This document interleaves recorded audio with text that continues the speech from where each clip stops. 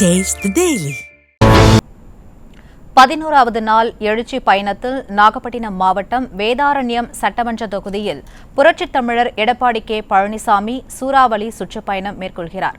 இதுகுறித்த கூடுதல் தகவல்களை தலைமை செய்தியாளர் ஜெயக்குமார் வழங்க கேட்கலாம். வணக்கம் ஜெயக்குமார், விவரம் என்ன?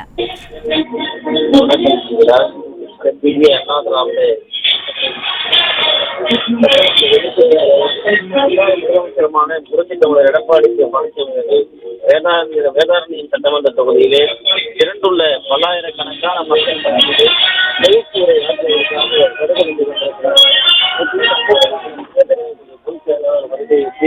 பல்லாயிரக்கணக்கான மக்கள் இங்கு திரண்டு இருக்கக்கூடிய அந்த காட்சிகளை நம்மால் பார்க்க முடிகிறது.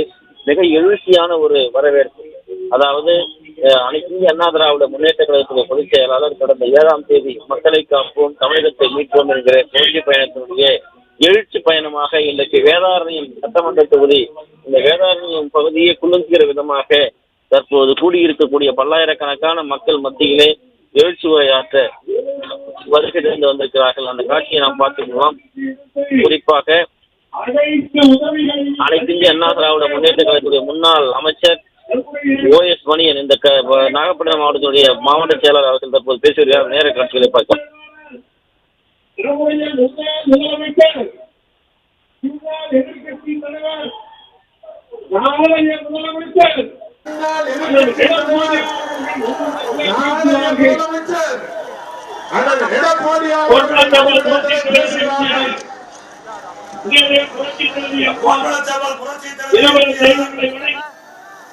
புரட்சி தலைவி அம்மா இருவர தெய்வங்களை வணங்கி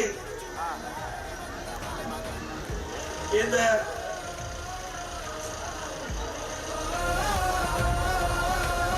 நாகை மாவட்டம் வேதாரண்யம் சட்டமன்ற தொகுதிக்குட்பட்ட வாக்காளர் மக்களே, இந்த வேதாரண்ய நகரமே உலகின் அளவிற்கு மக்கள் எள்ளு போட்டா எள்ளு கீழே விழாது. அந்த அளவுக்கு எங்கே பார்த்தாலும் மக்கள் வெள்ளம் கடல் போல் காட்சியளிக்கிறது. எங்கே மக்களை பார்க்கின்ற பொழுது உங்களை என்கிட்ட ஆரவார மகிழ்ச்சி.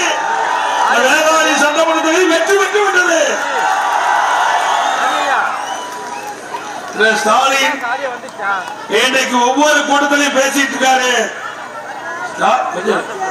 ஸ்டாலின் ஒவ்வொரு கூட்டத்திலையும் பேசிட்டு இருக்குது.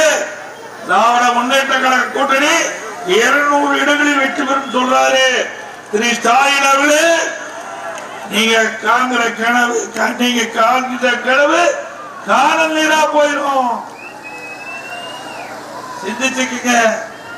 அனைத்து இந்திய அண்ணா திராவிட முன்னேற்ற கழக தலைமையில அமைக்கப்படுகின்ற கூட்டணி 210 இடங்களிலே வெல்லும்.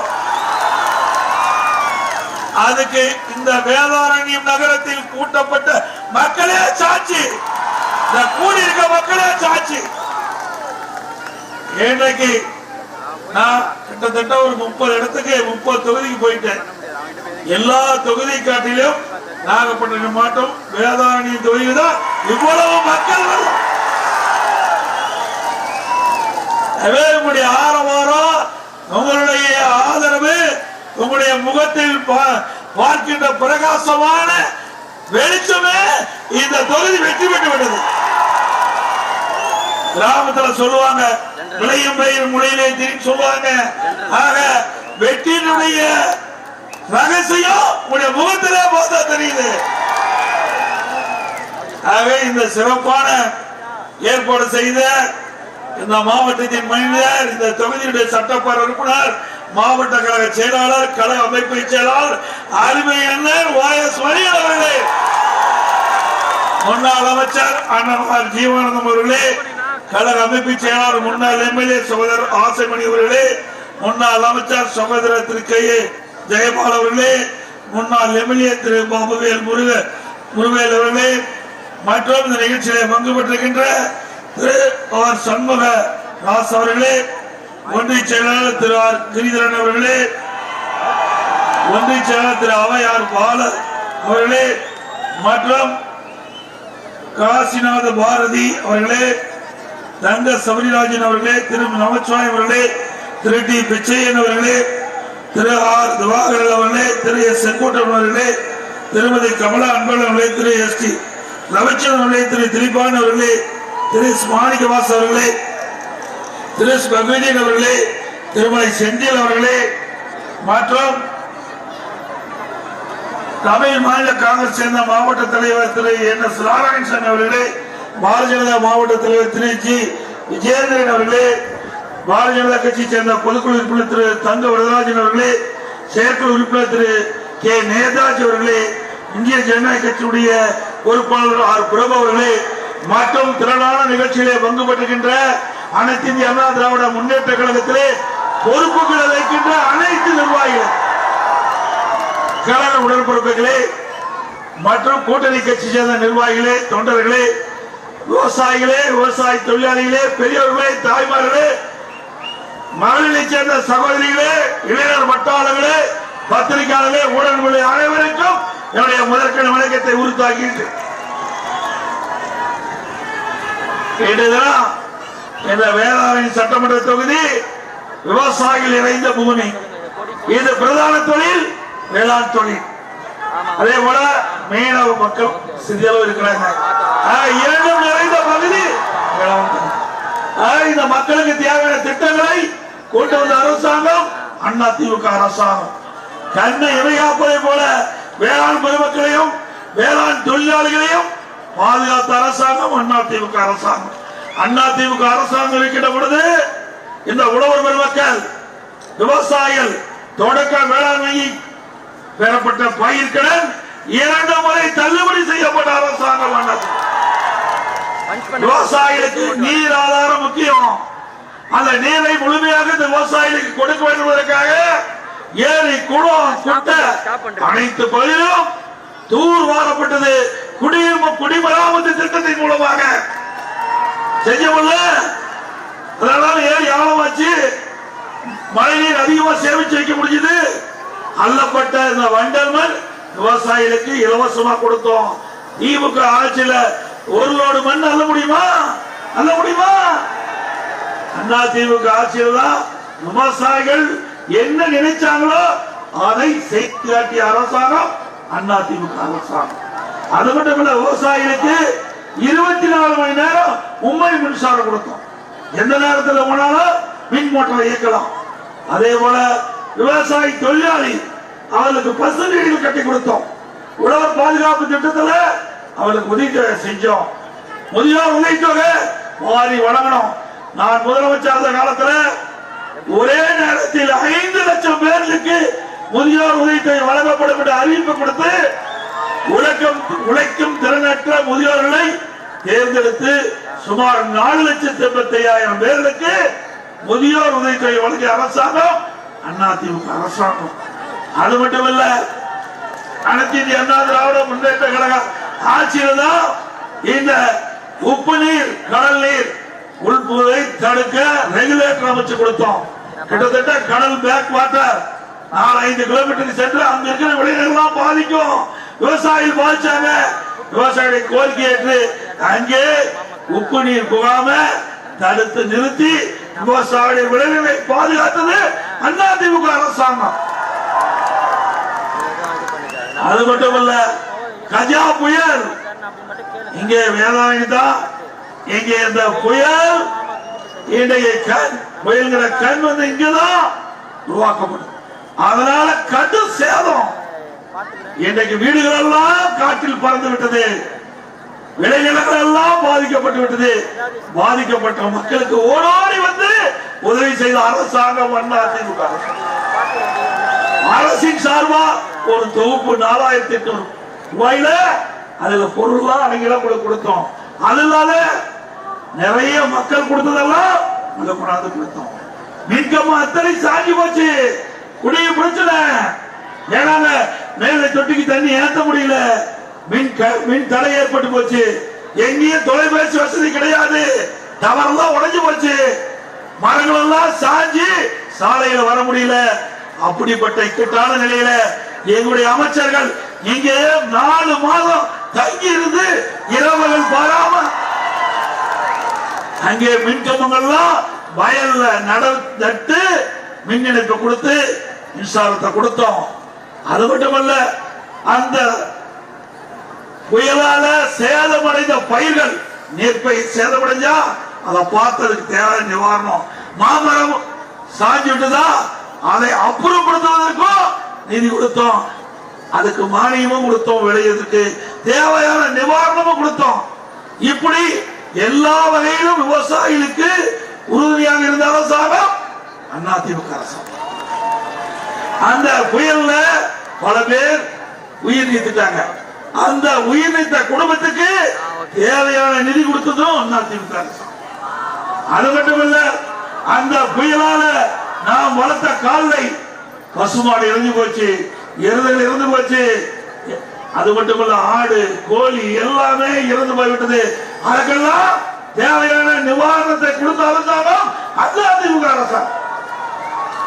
மக்களை, விவசாயிகளை, விவசாய தொழிலாளிகளை கண்ணை இமை போல் காத்த ஒரே அரசாங்கம் அதிமுக அரசாங்கம்.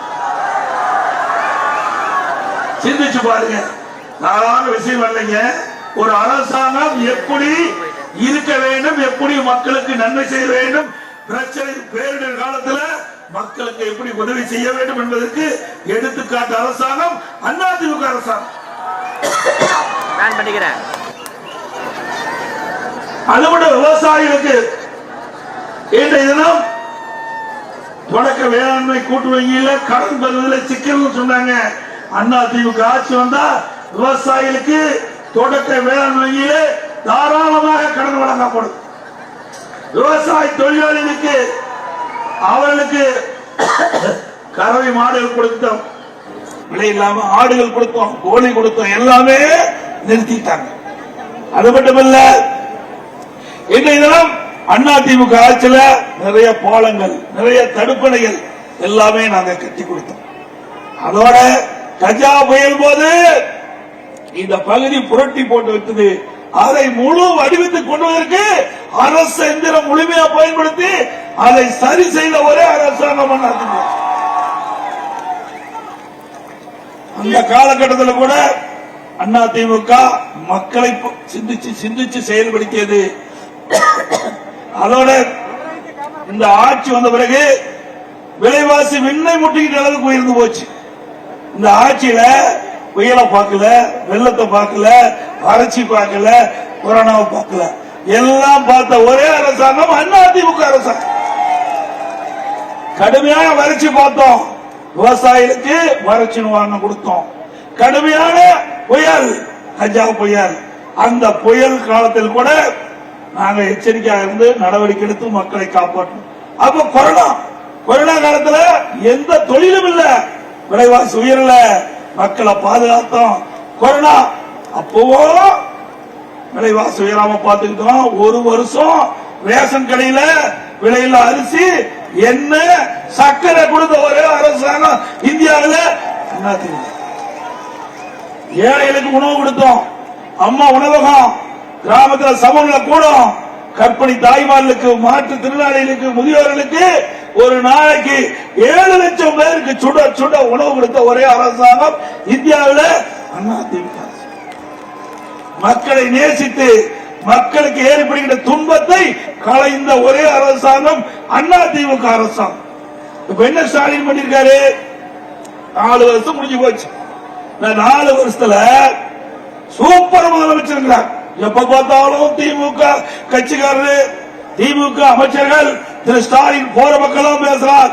இந்தியாவிலேயே சூப்பர் முதலமைச்சர், முதன்மை முதலமைச்சருக்கெல்லாம் முதன்மை முதலமைச்சர் சொல்றார்.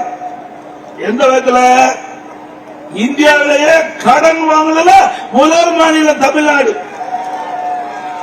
என்ன கடன் வாங்குறதுல இந்தியாவிலேயே முதல் மாநிலம். அப்படிப்பட்ட முதலமைச்சர் இன்றைக்கு ஆண்டிட்டு இருக்காரு. எல்லாம் கடன்காரன் ஆகிட்டுங்க. சாதாரணமா நினைச்சுக்காதீங்க. இந்த கடனை நீங்க தான் கட்டி ஆகணும். நீங்க தான் கட்டி ஆகணும். எப்படி கட்டணும்னா வரி போடுவாங்க. கடன் கொடுத்தவன் சும்மா விடுவானா?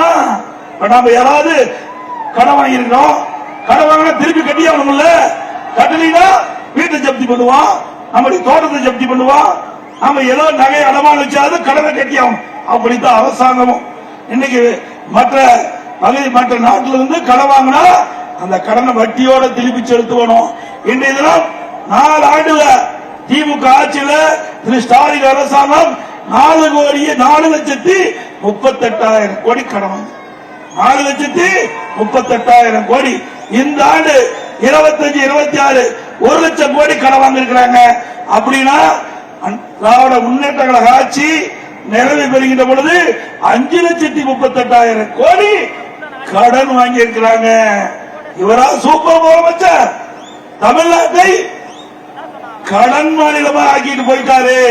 பிறக்கிற குழந்தை 1 லட்சம் கடன் தான் பிறகுது, 1 லட்சம் ரூபாய் கடன் தான் பிறகுது. இந்த மண்ணுல பிறந்தாவே போச்சு. ஸ்டாலின் ஆட்சியில 1 லட்சம் கடன் தான் அந்த குழந்தை பிறகுது. இதே சிந்தித்து பார்க்க வேண்டும். இன்றைக்கு 75 ஆண்டு காலம் இன்னைக்கு காங்கிரஸ் ஆட்சி, திமுக ஆட்சி, அண்ணா திமுக ஆட்சி, காங்கிரஸ் ஆட்சி, திமுக ஆட்சி இப்படி மாறி மாறி வந்தது. 75 ஆண்டுல 5,18,000 கோடி தான் கடன். ஆனா 4 ஆண்டுல 4,38,000, 5 ஆண்டு நிறைய போது 5,38,000 கோடி கடன் வாங்கின அரசாங்கம் தேவையா? சொல்லுங்க, தேவையா? கடனை நீங்க தாங்க கட்டணும். பேசாத இருந்தா யாரும் கட்ட மாட்டாங்க. அப்புறம் நாம போராடிக்க வேண்டியதான். ஆக இப்படிப்பட்ட ஒரு மோசமான அரசாங்கம், மோசமான நிர்வாகம் உள்ள ஒரு அரசாங்கம் நாட்டுக்கு தேவையா என்பதை நீங்கள் எண்ணி பார்க்க வேண்டும். அது மட்டுமல்ல, திமுக தேர்தல் அறிக்கையில் சொன்னாங்க 525 அறிவிப்பு வெளியிட்டாங்க. 10% அறிவிப்பு கூட இது வரைக்கும் நிறைவேற்றல. இதுல பாத்தீங்கன்னா படித்த இளைஞருக்கு வேலைக்கு உருவாக்கி தரணும். அரசாங்கத்தில் நேரடியா அரசு சார்பு 3 லட்சம் பணியிடம் காலியா இருக்குது. மற்ற துறை அரசு சார்ந்த துறையில 2 லட்சம் பணியிடம் காலியா இருக்குது. மொத்தம் 5 லட்சம் பணியிடம் காலியாக இருக்கிறது. திமுக ஆட்சிக்கு உடனே அந்த காலி பணியிடங்கள் நிரப்பப்படும் என்று இன்றைய முதலமைச்சர் திராவிட முன்னேற்ற கழக தேர்தல் தெரிவித்தார். ஆட்சிக்கு வந்த பிறகு இந்த ஆண்டு சட்டமன்றத்தில் 50,000 காலி பணியிடங்கள் நிரப்பப்படும் சொல்றாங்க. 50,000 காலி பணியிடம் நிரப்பப்பட சொல்றாங்க. அப்படின்னா எப்ப நிரப்புவீங்க? மீதி எல்லாம் 3 மாசத்துக்கு முந்தி ஒரே மாசத்துல 20,000 அரசு ஊழியர்கள் பணி ஓய்வு பெற்றிருக்கிறாங்க.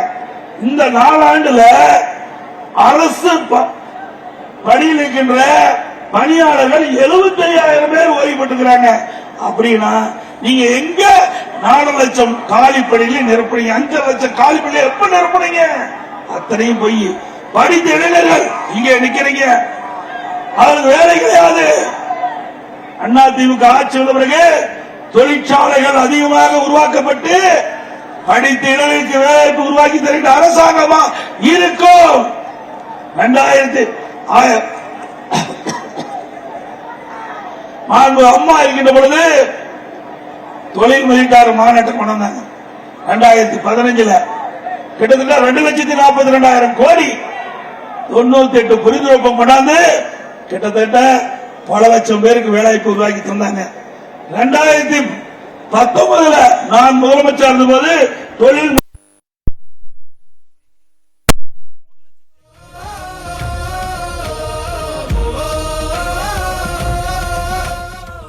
நிறுவனங்கள் புரிந்துணர்வு போட்டாங்க. இன்றைக்கு அந்த பணியெல்லாம் நடந்துட்டு இருக்குது. அப்போ அண்ணா திமுக ஆட்சியில் 2019 தொழில் முதலீட்டு மாநாட்டை நடத்தியதன் மூலமா தமிழ்நாட்டில் சுமார் 10 லட்சம் பேருக்கு வேலை வாய்ப்பு கிடைக்கின்ற சூழல் உருவாக்குது. இப்ப ஸ்டாலின் அரசாங்கம் மிகப்பெரிய நாடகத்தை அரங்கேற்றிருக்குது.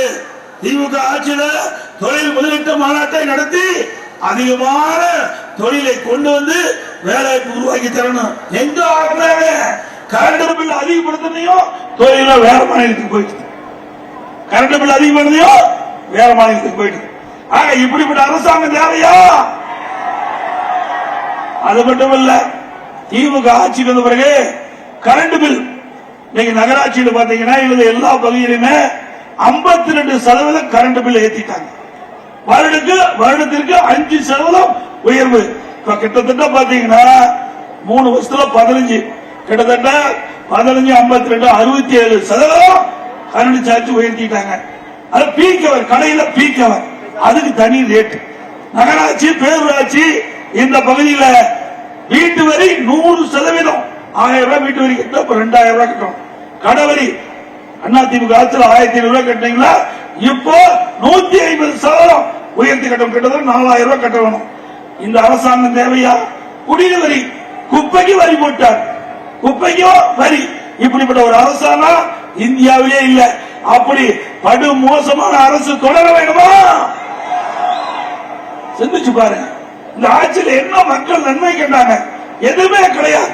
குடும்ப ஆட்சி. இன்னைக்கு திமுக குடும்ப ஆட்சி. திரு கருணாநிதி இருந்தாரு, அப்புறம் ஸ்டாலின், அதுக்கு உதயநிதி, இப்ப இன்பநிதினு ஒருத்தர் வந்து பின்னாடி வரப்போறார். ஏங்க இப்படி குடும்ப ஆட்சி நாட்டுக்கு தேவையா? இதுக்காக இவர்களை முதலமைச்சர் ஆக்கி வச்சிருக்கீங்க. உங்க குடும்பத்தை கவனிக்கல, அவர் குடும்பத்தை பார்த்துட்டு இருக்கார் ஸ்டாலின். ஓட்டு போட்ட மக்கள் தங்களுக்கு தேவையான நன்மைகளை இந்த அரசு செய்யும் என்று எதிர்பார்த்தீங்க. ஆனா உங்க குடும்பத்தை திரு ஸ்டாலின் பார்க்கவில்லை. அவருடைய குடும்பத்தை பார்த்துக்கிட்டு தான் திரு உதயநிதிக்கு துணை முதலமைச்சர் கொடுத்திருக்கிறார். நாட்டு மக்களுக்கு பட்டநாமம் செலுத்திட்டார். ஆக சிந்தித்து பார்க்க வேண்டும். எந்த அரசாங்கம், எந்த ஆட்சி சிறந்த ஆட்சி என்பதை நீங்கள் இடமாட்டு 2026 சட்டமன்ற தேர்தலில் அனைத்து இந்திய அண்ணா திராவிட முன்னேற்ற கழகம் வெற்றி பெறுவதற்கு நல்லவரை நல்க வேண்டும் என்ற நேரத்தில் கேட்டது. அதோட இந்த ஆட்சியில கலெக்ஷன், கனெக்ஷன், கரெக்ஷன் அதுதான் நடக்குது. லஞ்சம் இல்லாத துறையே இல்ல. டாஸ்மாக் 10 ரூபாய்னு யாரும் தெரியும். 10 ரூபாய்னு யார் பேர் வருது ஞாபகம்? நல்ல சத்தமா சொல்லுங்க.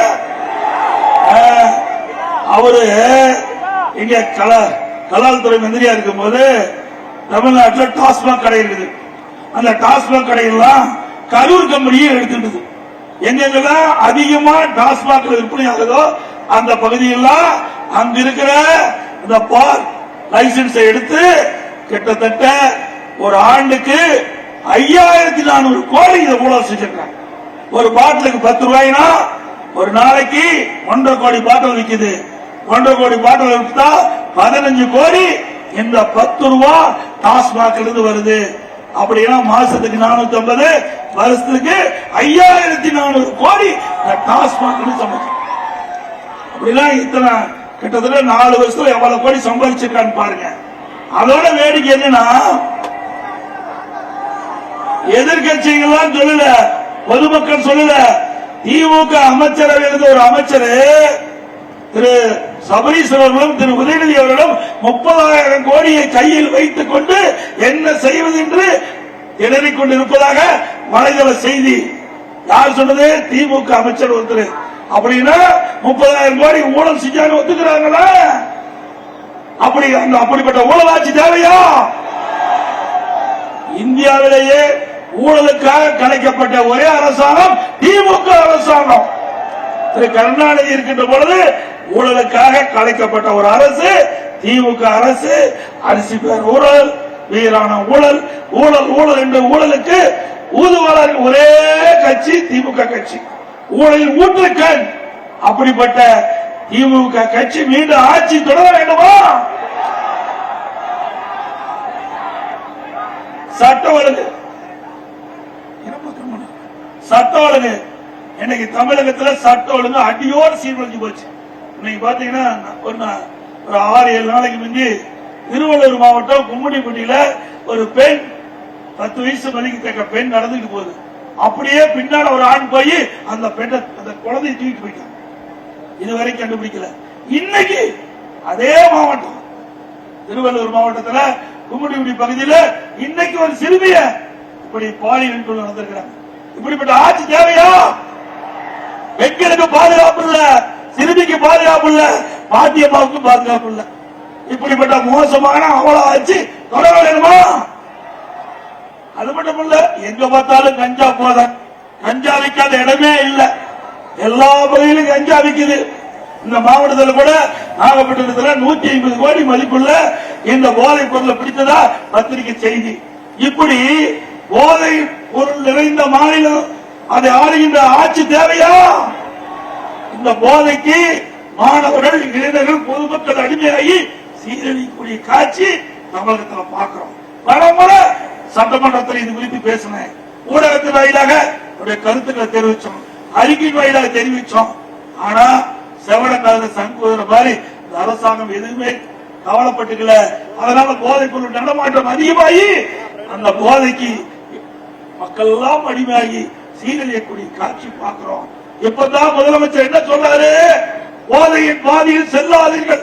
நான் சொன்னது முதலமைச்சர் சொல்றாரு, போதையின் பாதையில் செல்லாதீர் அப்படின்னு தொலைக்காட்சியில் சொல்றாரு. ஏப்பா நான் ஆரம்பத்திலேயே நான் சொன்னேன், நான் சொன்னதை நீ கேட்டிருந்தா இப்படி விளம்பரம் பண்ண வேண்டிய அவசியமே இல்லை. எல்லாம் முடிஞ்ச பிறகு இன்றைக்கு முதலமைச்சர் சொல்றார். ஆக இப்படிப்பட்ட முதலமைச்சர் தொடர வேணுமா? இப்ப இன்னொரு அவதாரம் எடுத்துட்டாங்க திமுக காரன். முதலமைச்சர் இப்படி ஒரு 46 கோரிக்கை அடங்கிய இந்த விளம்பரத்தாளர் எடுத்துட்டு ஊடு ஊடா வர போறாங்க. உங்களுடன் ஸ்டாலின், யாருடன் ஸ்டாலின்? உங்களுடன் ஸ்டாலின். இது நான் வரைக்கும் யாரோட இருந்தாரோ தெரியல. இப்பதான் உங்களோட ஸ்டாலின் வந்திருக்காரு. 46 பிரச்சனை இருப்பதாக இந்த தாள் அடிச்சு அரசாங்கமே ஒத்துக்கிட்டது. இதுக்கு ஸ்டாலின் தொடக்க விழா கட்டிருக்காரு சிதம்பரத்துல 3 நாளைக்கு முந்தி. அப்படின்னா இன்னும் ஆட்சி 8 மாசம் தான் இருக்கும். 4 வருட காலமா இந்த 46 பிரச்சனை மக்கள் இருக்குது. இந்த ஆட்சிக்கு தெரியுமில்ல, ஏன் தீர்த்து வைக்கல? ஏங்க தீர்த்து வைக்கல? அடுத்த ஆண்டு தேர்தல் வர இருக்குது. அதனால மக்களை ஏமாற்றுவதற்காக இப்படிப்பட்ட ஒரு நாடகத்தை அரங்கேற்றுகிறார். சதுரங்க வேட்டையில ஒரு வசனம் வரும், மக்களை ஏமாற்ற வேணும்னா ஆசையை தூண்ட வேணும். உங்களுக்கு எல்லாம் ஆசையை தூண்டி இப்படிப்பட்ட ஒரு தாள் அடிச்சு வீட்டுக்கா வந்து கொடுக்கிறார். அதோட கேவலம் இன்னைக்கு மக்கள் செல்வாக்கு எழுதுட்டாங்க. இந்த அரசாங்கம் திமுக உறுப்பினரை யாரும் சேரல. ஸ்டாலின் பார்த்தா ஓரணியில் தமிழ்நாடு பேர வச்சாரு. வீட்டுக்கு போய் கதவை தட்டி, அம்மா தாயே நீங்க எங்க கட்சியில உறுப்பினர் சேர்ந்துங்க கெஞ்சற அளவுக்கு கேவலமா போன கட்சி திமுக கட்சி. எங்க கட்சி பத்தி பேசுற, எங்களை பத்தி விமர்சனம் செய்யற ஸ்டாலின் அவர்களே, அனைத்து இந்திய அண்ணா திராவிட முன்னேற்ற கழகத்தை விமர்சனம் செய்வதற்கு எந்த தகுதியும் அறிவுரையும் இல்லை. அண்ணா திமுக பொன்மனச்செம்மல் புரட்சித் தலைவர் எம்ஜிஆர் என்ற மாமனிதர் தொடங்கப்பட்ட கட்சி. இதே புரட்சித் தலைவர் அம்மா என்ற தெய்வ சக்தி படைத்த அம்மாவர்கள் கட்டி காத்த கட்சி. இருவரும் தலைவர் வழியிலே நடக்கின்ற கட்சி அண்ணா திமுக கட்சி. அம்மா மறைவுக்கு பிறகு ஏராளமான திட்டங்களை கொண்டு வந்து நிறைவேற்றி நன்மதிப்பை பெற்ற கட்சி அண்ணா திமுக கட்சி. உங்களை போல் ஊழல் இருந்த கட்சி அல்ல, ஊழலுக்காக கலைக்கப்பட்ட கட்சி அரசாங்கமும் இல்ல. மக்களுக்கு என்ன எண்ணுகிறார்களோ அதை எண்ணத்தை நிறைவேற்றுகின்ற ஒரே அரசாங்கம் அண்ணா திமுக அரசாங்கம், அண்ணா திமுக கட்சி என்பதை நேரத்தில் தெரிவித்து, இன்னைக்கு வேதாரணி சட்டமன்ற தொகுதியில நிறைய திட்டங்களை நிறைவேற்றுகிறோம். அது முக்கியமானது விவசாயத்தை பாதிக்கக்கூடியது. கடல் நீர் அந்த உட்புகாமல் அங்கே நன்னீர் கடலுக்கு போகாமலும் தடுப்பதற்காக 5 ஆறுகளில் தடுப்பணைகள் சுமார் 570 கோடியில் கட்டணும். அந்த 2 தடுப்பணை இந்த வேதாரணி தொகுதியில கட்டி கொடுத்திருக்கோம். அதே போல இந்த மாவட்டத்தில் பிரம்மாண்டமான அரசு மருத்துவமனை கட்டி கொடுத்த அரசு மருத்துவமனை நல்லா அற்புதமா கட்டி கொடுத்தோம். அங்க டாக்டரும் இல்ல, நர்ஸும் இல்ல. எப்படி வைத்தியம் பண்றது? மீண்டும் அண்ணா திமுக ஆட்சி வந்த பிறகு எங்கே நாகப்பட்டினம் மாவட்டத்தில் கட்டப்பட்ட அரசு மருத்துவமனையில சிறந்த சிகிச்சை. அப்போலோ ஹாஸ்பிட்டல் என்ன சிகிச்சை கிடைக்குதோ, அப்போலோ ஹாஸ்பிட்டல் என்ன அறுவை சிகிச்சை செய்யறாங்களோ அதே அறுவை சிகிச்சை உயர்தர அறுவை சிகிச்சை நாகப்பட்டினத்தில் அரசு மருத்துவமனை செய்யப்படும். அண்ணா திமுக ஆட்சியில் கொண்டு வரப்பட்ட திட்டம் என்ற காரணத்திற்காகவே டாக்டர் நியமிக்கல. அப்படிப்பட்ட அவல ஆட்சி தேவையா? கஜா புயல் பாதிக்கப்பட்ட மக்களுக்கு உதவி. அதே போல ஆறுகாட்டுத்துறைக்கு 150 கோடியில மீன்பிடி துறைமுகம், வெள்ளப்பள்ளம் மீன்பிடி துறைமுகம் 120 கோடியில, 12 கோடியில செம்மோடியில் அரசு தொழிற்பயிற்சி நிலையம், துப்புர பணியாளருக்கு அடுக்குமாடி குடியிருப்பு வழங்கப்பட்டது. வேதாரண்யம் நகராட்சியில் கஜா புயலால் பாதிக்கப்பட்ட பட்டாளர் மக்களுக்கு 1360 பேருக்கு அடுக்குமாடி குடியிருப்புகள் கட்டுவதற்கு ஆணை போட்டு இன்றைய தினம் கட்டி இருக்கிறாங்க. அதை இன்னும் முழுமை பெறல, சம்பந்தப்பட்டவர்களுக்கு ஒப்படைக்கல. தலைநகரில் 1500 நபர்களுக்கு தனிநபர் வீடு 300 வீடு முடிஞ்சிருக்குது. உண்டான பணத்தையும் கொடுக்கல. அதிமுக ஆட்சி வந்த பிறகு அதையும் நிறைவேற்றி தரப்படும். டெல்டா மாவட்டங்களை பாதுகாக்கப்பட்ட வேளாண் மண்டலமாக கொண்டது அதிமுக ஆட்சி. திரு ஸ்டாலின் அவர்கள் திமுக ஆட்சி இருக்கின்ற போது துணை முதலமைச்சர் தொழில்துறை அமைச்சராக இருந்தார். அப்போ ஈத்தன் கொடுவதற்கு புரிந்துணர்வு ஒப்பந்தம் போட்டார். விவசாயிகளுடைய பூமியெல்லாம் அபகரிக்க பார்த்தார்.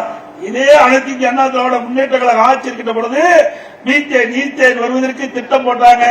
அதையெல்லாம் தடுத்து நிறுத்தி சட்ட பாதுகாப்பு கொடுத்து பாதுகாக்கப்பட்ட வேளாண் மண்டலமா உங்களுக்கு கொடுத்திருக்கிறோம். டெல்டா மாவட்டத்தை குடிமுகாம் திட்டத்தின் மூலமாக ஏரி குழு அணைத்து தூர்வாரி இருக்கிறோம்.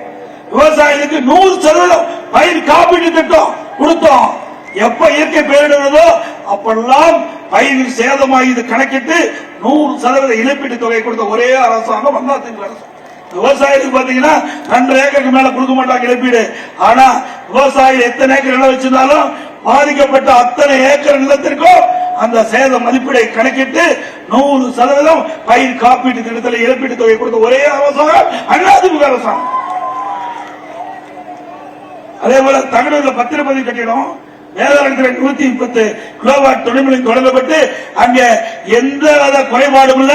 மின் அழுத்தம் எதையும் குறையாம, வோல்டேஜ் குறையாம நம்ம பார்த்துக்கிட்டோம். அதிமுக ஆட்சியில வேதாரண்யம் வேதமில் ஏரியை தூர்வாரி தடுப்பு சுவர் அமைத்து அழகுபடுத்தி வேதாரண்யம் அரசு மருத்துவமனை மாவட்ட தலைமை மருத்துவமனையா உயர்த்தி கொடுத்துருவோம்.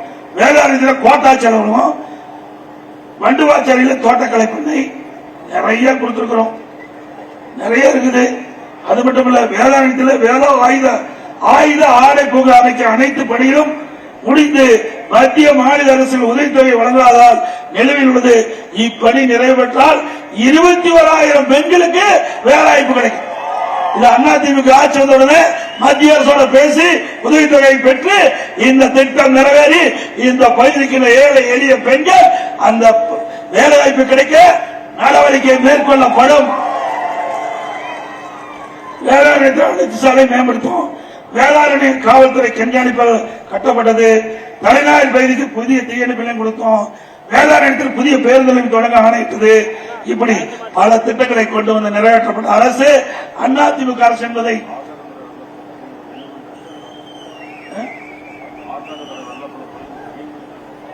ஆற்காடு, வெள்ளப்பள்ளம், மீன்பிடி துறைமுகம் பாதையில் சொல்றாங்க. அதிமுக ஆட்சி வந்து முழு பணி நிறைவேற்றப்பட்டு பயன்பாட்டில் கொண்டு வரப்படும். இன்னும் நிறைய கோரிக்கை கொடுத்திருக்கிறீங்க. கால நேரம் அதிகிட்ட காரணத்தினால நம்ம பேச முடியல. அடுத்த ஒரு தொகுதிக்கு போக வேண்டி இருக்குது. அதனால நீங்க கொடுக்கப்பட்ட கோரிக்கையும் அதிமுக ஆட்சி உடனே நிறைவேற்றப்படும் செய்தி இந்த நேரத்தில் தெரிவித்து திமுகவின் 2 ஆட்சி முடிவு கட்டப்படும். திமுகவின் 2 ஆட்சிக்கு முடிவு கட்டப்படும். தமிழகத்தில் மக்களாட்சி மலரும். தமிழகத்தில் மக்களாட்சி மலரும். இதேபோல மக்களை காப்போம், தமிழகத்தை மீட்போம். மக்களை தமிழகத்தை மக்களை தமிழகத்தை மக்களை தமிழகத்தை ஸ்டாலின். நன்றி, வணக்கம்.